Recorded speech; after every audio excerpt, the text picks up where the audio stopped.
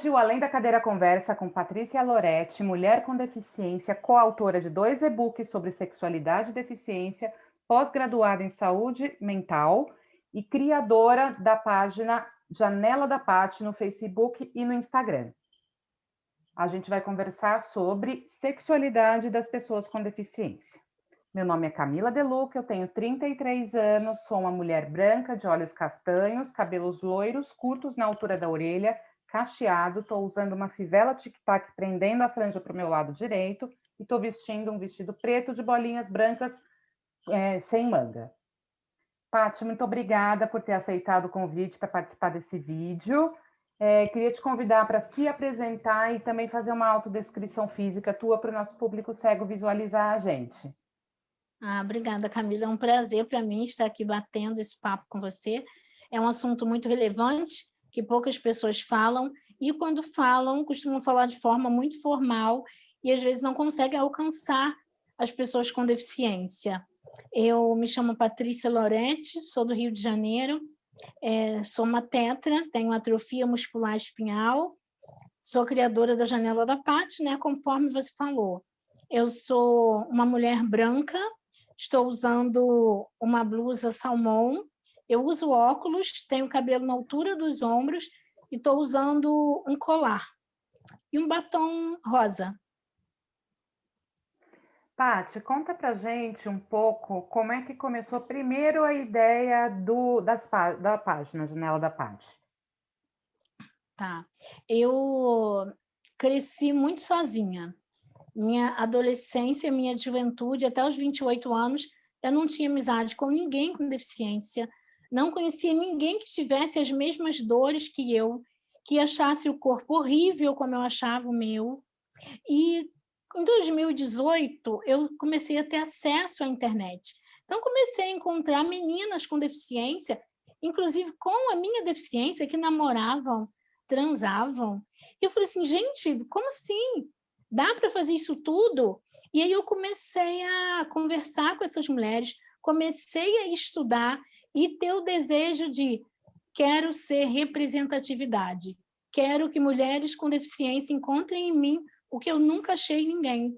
E eu, quando eu estava estudando, eu vi que as pessoas tinham muita dificuldade de falar sobre o assunto. E eu sempre tive muita facilidade para falar.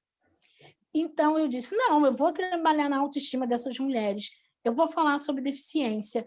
E foi aí que, quase 9 anos depois desse meu despertar, eu criei a página Janela da Paty e falei assim, se dentro de 1 ano eu não tiver 1.000 seguidores no Facebook, eu vou terminar a página.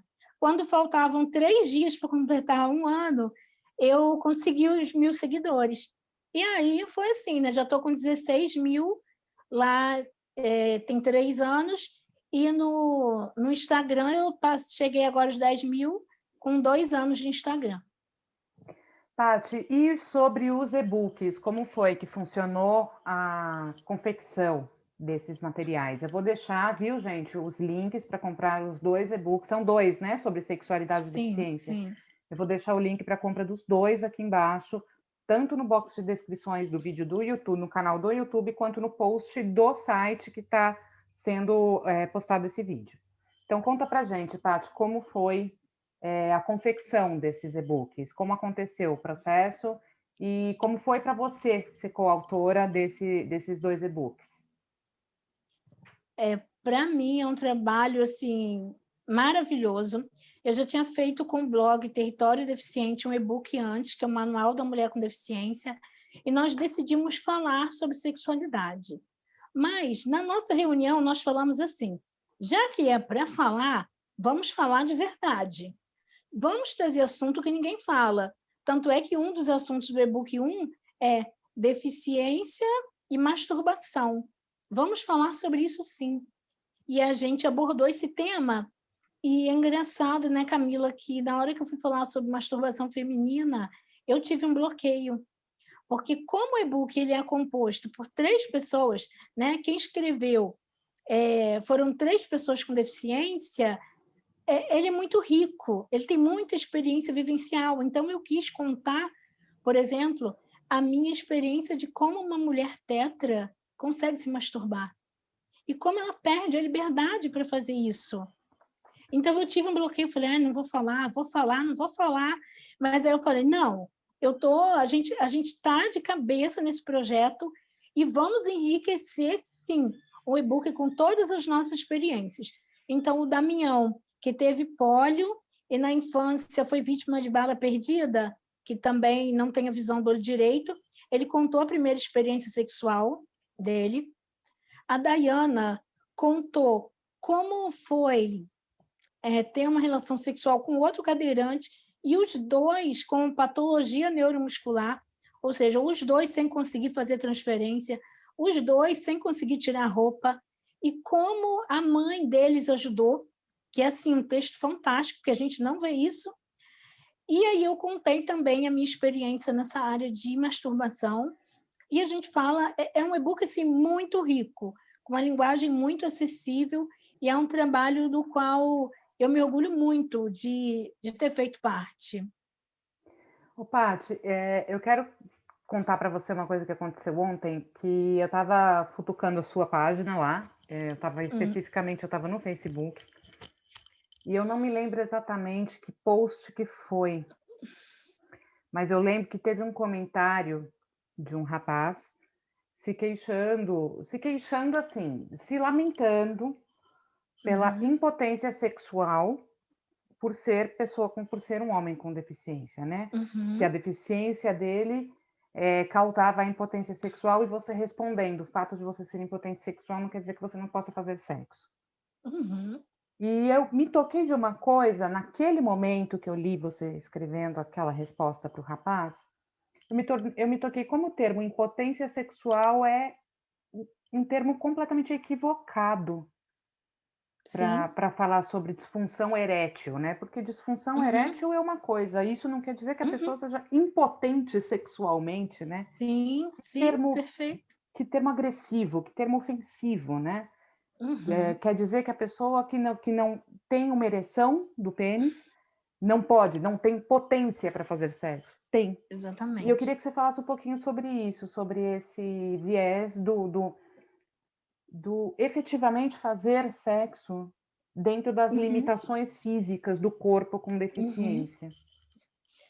O machismo, ele traz essa ideia, ele estabelece um padrão para o sexo. Que sexo é um homem que tem uma ereção, que tem movimento, que fica por cima, esse é o padrão. E quando a gente traz uma nova proposta, a gente fala assim, você inteiro é um órgão sexual, o homem meio que pira o cabeção. Fala assim, como assim eu inteiro?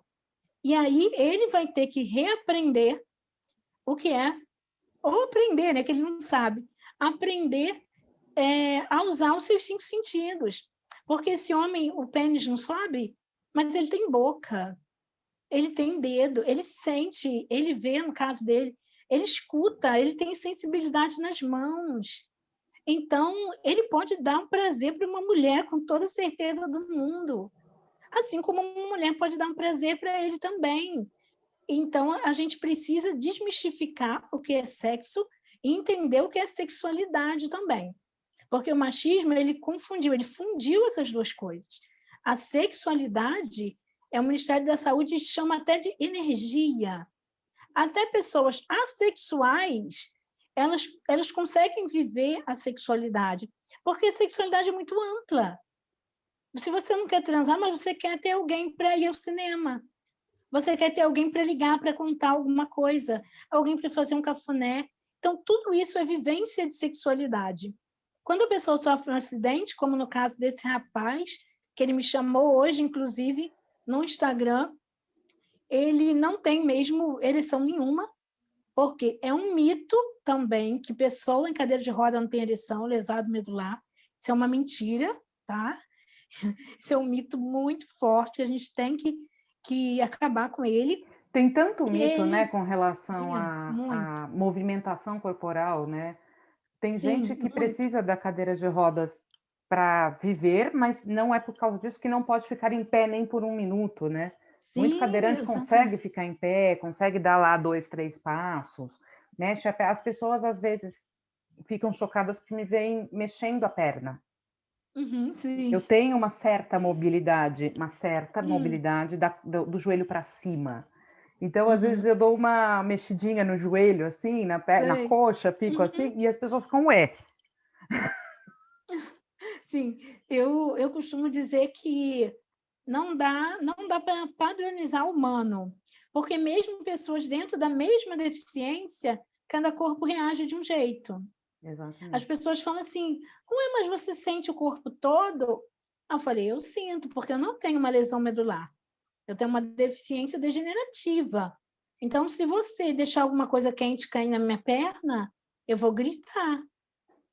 Então, a gente precisa compreender o ser humano de forma inteira e de forma muito particular, né? Porque não dá. No meu caso, o meu problema maior sempre foi: nenhum homem vai se interessar por uma mulher que não se mexe. Eu me mexo, tá, gente? Mas como eu não tenho força, eu não consigo levantar o braço, mas eu me mexo ainda um pouquinho. Mas o meu problema sempre foi esse, até eu descobrir que mesmo sem movimento eu conseguia estar homem e mulher. Mas eu não tenho experiência com mulher, não, mas eu tenho relatos, né, de mulher: você me excita, é pelo seu jeito, pela sua boca, pelo seu peito, porque é tão mais. É isso que eu quero que os meus seguidores entendam e que me ouvem. Nós somos tão mais do que algum impedimento que a deficiência traz, que não entender isso é abrir mão de uma vida inteira, é canalizar a sua energia para uma coisa que é possível, sabe? É possível e a pessoa não vê que é possível. Então, tem que mudar esse foco, redescobrir ou aprender que nós somos um corpo inteiro, nós não somos uma lesão, nós não somos um diagnóstico, e dá para fazer sexo sim, porque, Camila, se a gente for pensar, cada casal faz sexo de um jeito. Contando aqui a minha experiência, eu tenho uma amiga, ela não tem deficiência nenhuma, e ela perdeu a virgindade com 18 anos, só foi sentir o primeiro orgasmo aos 28, 10 anos sem sentir. E sabe quando ela sentiu? Quando o rapaz com que ela estava saindo fez com o dedo. E de lá para cá, ela disse: ela nunca, sabe o que é isso? Nunca sentiu prazer com penetração de pênis. E ela falou para mim: Tati, para mim, a gente morre de rir, né? Para mim o pênis é irrelevante. Quer dizer, as pessoas pensam assim, tipo, gente, cada pessoa, a gente é cheio de manias, de esquisitices, de despertar. A gente, às vezes, é despertado por, por coisas que a gente nem imagina. Eu, por exemplo, se um homem estiver conversando comigo e ele começar a escrever muito errado, eu perco tesão. Entende? Para você ver. Então, a forma de escrever é uma coisa que me excita. Aí as pessoas pensam: ah, não, a mulher só vai se excitar se ela olhar para o meu pênis e ele estiver ereto. Não, meninos, não é assim, não é assim mesmo. Para Confia em nenhuma mim. mulher é assim, nem para quem tem Nenhuma, deficiência, nem para quem não tem. nenhuma. E a preliminar, né? A gente fala de preliminar. Eu, de vez em quando, eu tenho acho que 5 seguidoras que não têm deficiência, que são apaixonadas por homens com deficiência. Apenas 2 delas conseguiram sair com homem com deficiência e elas relataram o quanto foi bom o foco deles na preliminar. Porque eu acho que meio que eles tentam compensar, e isso não é errado, porque é ser inteligente, pô, eu não consigo fazer uma coisa, vou fazer outra, né? Então, assim, eu acho que, eu acho não, tenho certeza que o homem com deficiência que perdeu a funcionalidade da ereção, ele consegue fazer uma mulher se satisfazer, sentir prazer e consegue sentir prazer também. Paty, você, nesses anos, na internet, nas redes sociais, já foi atacada de alguma forma por tratar desse assunto especificamente? eu nunca fui atacada. Existem poucas pessoas que vêm com aquele discurso um pouco revoltado, né? Porque também não querem aprender o novo, não se dão oportunidade. Mas acontece algo que me deixa assim, meu Deus, como pode isso acontecer? Toda vez que eu falo de masturbação feminina, eu perco muitas seguidoras. E eu fico assim, gente, como pode? Se 70% do meu público é mulher, 70%, como falar sobre masturbação feminina é tão ofensivo? Elas encaram como se eu estivesse falando de pornografia. Outra coisa relacionada ao sexo que eu percebo é que, quando eu faço uma postagem que tem uma mulher em cenas sensuais, imagem de mulher, a imagem é menos divulgada do que de homem, quando o desenho é homem. Por quê? Porque a mulher tem vergonha de compartilhar sobre sexo, e o homem não. Até porque a sociedade permite muito mais para eles, né? Então, eu vejo todo esse tabu, porque sexo ainda é tabu e deficiência ainda é tabu, e quando junta os dois, aí, como a gente diz aqui no Rio, o negócio fica estreito. Ô, Paty, eu queria terminar o vídeo falando de duas últimas coisinhas. A primeira coisa uma delas é o seguinte: queria que você, se você puder, se você se sentir à vontade, obviamente, partilhasse com a gente alguma situação que aconteceu com você a respeito de vida sexual e tua deficiência, que tenha sido alguma coisa que te marcou. Seja para o bem, seja para não bem, uma situação marcante na sua vida sexual como mulher com deficiência. Tá. Primeiro eu quero dizer que eu sempre fui muito privada de namorar, e o meu primeiro beijo na boca aconteceu aos 32 anos, bem tarde. Eu tenho 40, então é até recente. Mas uma experiência que eu quero contar é a seguinte: eu comecei a conversar com um rapaz pela internet, uma pessoa que eu já conhecia há muitos anos, e ele falou para mim: eu não sabia que você era assim. Aí eu falei: assim como? Ele falou na época, né, tão safadinha. Aí eu falei para ele: você que não me via como mulher. Você não me via, era diferente. Porque eu sou uma mulher de 30 e poucos anos, obviamente eu tenho desejos sexuais, mas você não me via. Mas aí ele me falou assim: eu passei a ter vontade de me relacionar com uma mulher com deficiência. Ficou curioso, sabe? Depois que eu te conheci. Aí a gente conversava pela internet, falava um monte de sacanagem e tal. Um dia a gente teve a oportunidade de se encontrar. E eu falei assim: eu vou fazer um teste. Vou ver se funciona mesmo ao vivo, sem ser pela internet. E aí eu comecei meio que seduzir, puxar um assunto, e vi que ele ficou excitado, porque ele pegou a almofada que estava no sofá e colocou no colo. Aí eu percebi. E a gente foi conversando aquilo tudo, e ele perguntou assim para mim: você quer botar a mão? Eu falei: quero. E eu estava muito interessada já nele. Eu falei: não, é com ele que eu vou perder a virgindade. Um inteligentíssimo. E aí ele falou: como é que eu tenho que fazer? E eu disse: pega minha mão e coloca no lugar. Aí ele botou, mas ele não segurou minha mão, e minha mão caiu. Isso me deu um bloqueio tão grande que eu não consegui fazer mais nada. Eu tive que cortar aquilo. Hoje, com essa nova mentalidade, eu posso pontuar duas coisas. Primeiro, hoje eu não agiria dessa forma. Eu pediria para ele levantar a minha mão e apoiar. Porque hoje eu sou muito mais livre em relação àquilo que me falta. Eu não tenho movimento, mas eu não escondo mais. Né? Eu não vou mais me achar desinteressante porque eu não consigo segurar, né, nele. E outra coisa, eu vejo que eu também preciso estar disposta a explicar. Porque, no caso, eu era a primeira mulher com deficiência dele. Então, ele não tem obrigação também de saber, porque ele não tem contato com esse mundo. Então, hoje eu agiria diferente. Eu queria viver aquilo, eu não consegui porque eu fiquei bloqueada, mas hoje eu falaria melhor, explicaria melhor a minha situação e entenderia ele também melhor. Porque para ele deve ter sido assim estranho também estar naquele clima e de repente, não quero mais, não quero. Então, hoje em dia eu agiria diferente, isso me marcou, mas serviu como experiência para eu falar para as meninas que a gente também passa por um crescimento. Sabe, Camila, as pessoas me veem hoje, mas falando assim, mas eu nem sempre fui assim. E eu tenho medo das seguidoras se olharem e pensarem, eu estou muito aquém da Paty.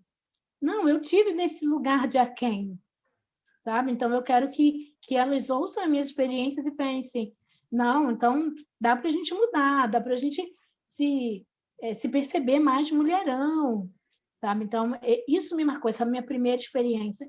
E eu falo que essa foi a minha experiência, primeira experiência sexual, porque eu entendo sexo além de penetração.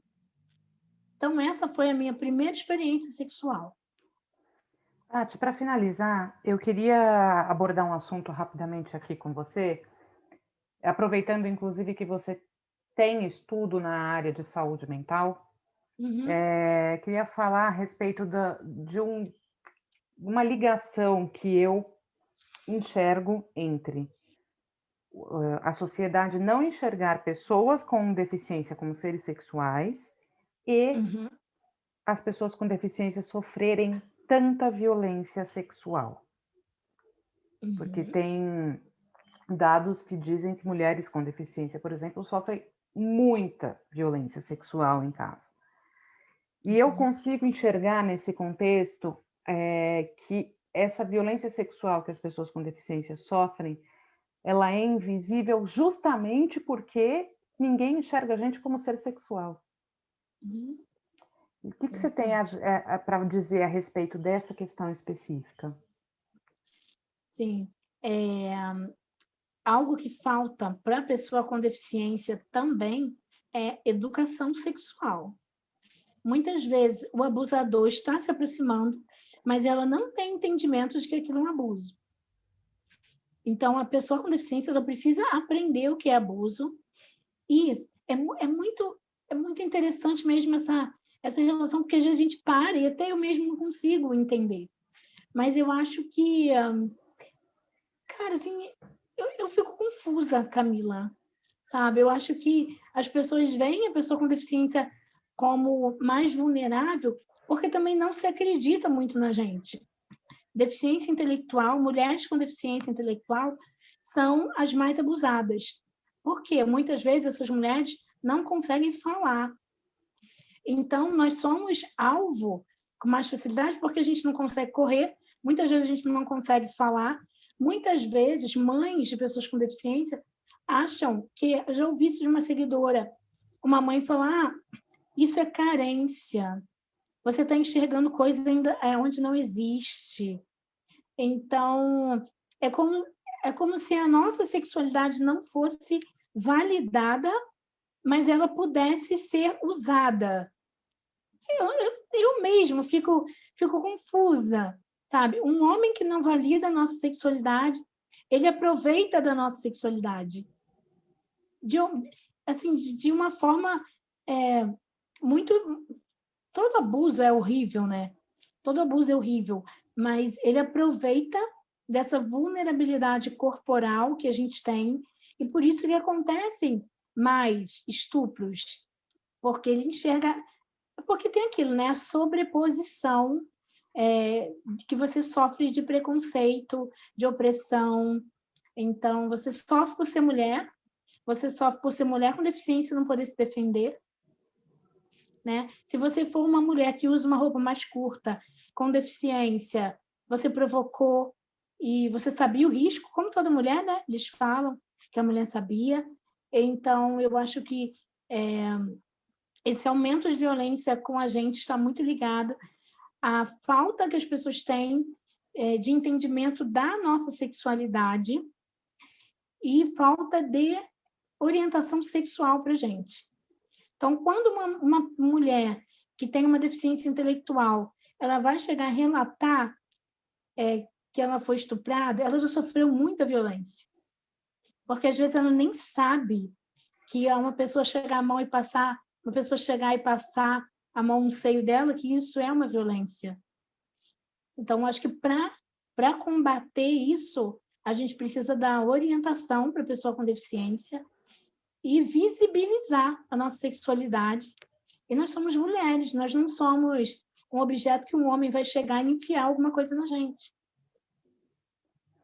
Tati, muito obrigada pela sua participação, adorei a conversa. Obrigada, Foi Camila. muito importante para o Além da Cadeira ter você aqui com a gente.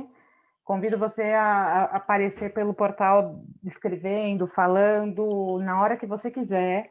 E toda vez que você tiver algum projeto, algum e-book novo, alguma coisa nova, me manda que a gente coloca no portal. Gente, sigam a Janela da Paty no Instagram e no Facebook. Eu vou deixar o @ aqui no vídeo para todo mundo seguir. E um beijo para você, muito obrigada. Um beijo. Obrigada, foi um prazer.